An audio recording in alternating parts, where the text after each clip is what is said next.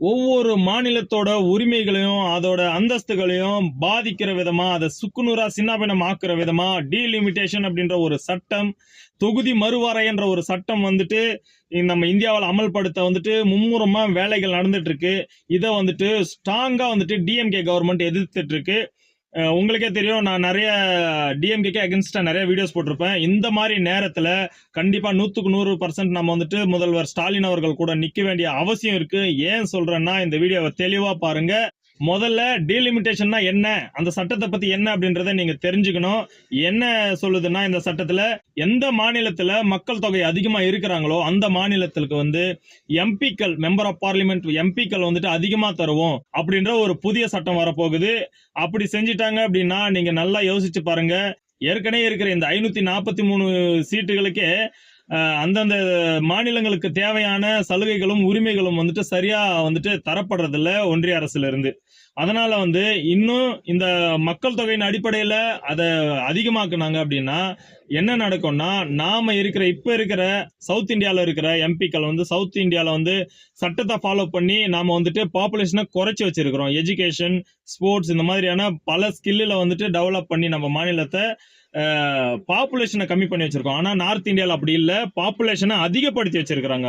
இவங்களே ஒரு சட்டத்தை போட்டு நாம் இருவர் நமக்கு இருவர்ன்ற ஒரு சட்டத்தை இவங்களே போட்டுட்டு, ஆனா அதை அவங்க ஸ்டேட்ல மட்டும் அதை இம்ப்ளிமெண்ட் பண்ணாம நம்மள மட்டும் இதை கடைபிடிக்கணும்னு சொல்லிட்டு கடைபிடிக்க வச்சுட்டாங்க. அதனால நம்ம கிட்ட பாப்புலேஷன் கம்மி ஆயிடுச்சு, அவங்க பாப்புலேஷன் அதிகமாயிட்டாங்க. இப்ப என்ன ஆகும் அப்படின்னா, மக்கள் தொகையின் அடிப்படையில வந்துட்டு அவங்க வந்துட்டு சீட்டை கொடுத்தாங்கன்னா எப்பவுமே வந்துட்டு நார்த் இந்தியாவுக்கு மட்டும்தான் அதிகமான சீட்டுகள் போகும்.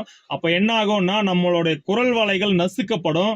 நாம வந்துட்டு இந்த சவுத் இந்தியால எத்தனை எம்பிக்கள் இருந்தாலும் இவங்க ஒரு விஷயத்தை எதிர்த்து வாக்களிக்கிறாங்கன்னா இதை விட டபுள் மடங்கா நார்த் இந்தியா பக்கத்துல இருந்து அவங்க ஆதரிச்சு வாக்களிப்பாங்க. அப்படி ஆதரிச்சு வாக்களிக்கும் பொழுது என்ன நடக்கும்னா, நாம எதையெல்லாம் வேண்டாம்னு நினைக்கிறோமோ அந்த சட்டங்கள் எல்லாம், எதையெல்லாம் எதிர்க்கிறோமோ அந்த சட்டங்கள் எல்லாம், அந்த மோசக்கார நாசக்கார சட்டங்கள் எல்லாம் நம்ம மேல திணிக்கப்படுறதுக்கு 100% வாய்ப்புகள் இருக்கு. இதை முழுசும் உணர்ந்துதான் தமிழக முதல்வர் ஸ்டாலின் அவர்கள் வந்து ஒன்றிய அரசை மிக கடுமையா விமர்சிச்சு ஒரு வீடியோ போட்டிருக்கிறாரு. அதுல வந்துட்டு ரொம்ப தெளிவா சொல்லி இருக்கிறாரு, நாங்க எலெக்ஷன்ல பிஸியா இருக்கிறத யூஸ் பண்ணி இந்த கேப்ல வந்துட்டு நீங்க இந்த சட்டத்தை அமல்படுத்திடணும் அப்படின்னு சொல்லி நீங்க நினைச்சீங்கன்னா இந்தியாவே ஸ்தம்பிக்கிற அளவுக்கு ஒரு போராட்டத்தை நீங்க காண வேண்டியிருக்கும், பார்க்க வேண்டியிருக்கும்.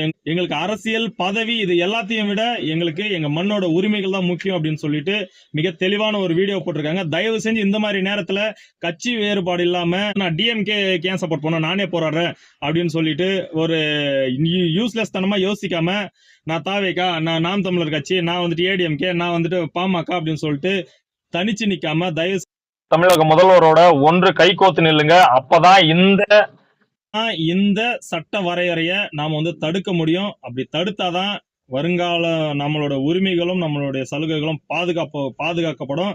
தயவு செஞ்சு இந்த சட்டத்தை வச்சு அவங்க என்ன வேணாலும் செய்யலாம். அந்த மனசுல கருத்துல கொண்டு தயவு செஞ்சு இந்த விஷயத்துல நீங்க வந்து முதல்வர் ஸ்டாலின் ஐயா கூட நிக்க வேண்டிய அவசியம் இருக்கு. தயவு செஞ்சு இதை தப்பா எடுத்துக்காம இந்த வீடியோவை முடிஞ்ச அளவுக்கு ஷேர் பண்ணுங்க மக்களே. இது அடுத்த தலைமுறைக்கான ஒரு போராட்டமா இருக்கணும். நன்றி மக்களே.